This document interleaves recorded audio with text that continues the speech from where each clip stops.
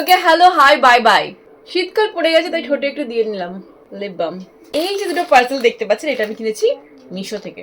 Same একটা শাড়ি কিনেছি মিন্ত্রা থেকে। দুটোই কম্পেয়ার করে একটা ভিডিও বানাবো। তার আগে মিশোটা আনবক্সিং করি। আনবক্সিং এই হচ্ছে সেই ভাইরাল শাড়ি যেটা 120 কোটি জনসংখ্যার মধ্যে যতগুলো মেয়ে আছে সবাই পরে নিয়েছি। I am the last one.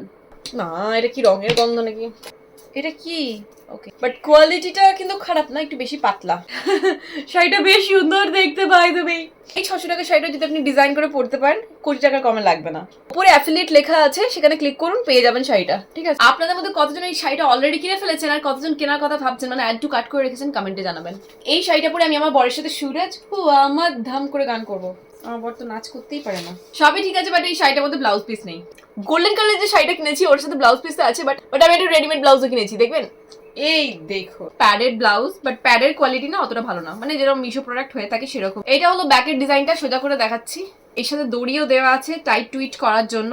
কালারটা প্রচন্ড সুন্দর। আর এই দুটোর মধ্যে তোমাদের কোনটা সব থেকে বেশি পছন্দ হলো, ব্লাউজটা না শাড়িটা? কমেন্টে জানিও।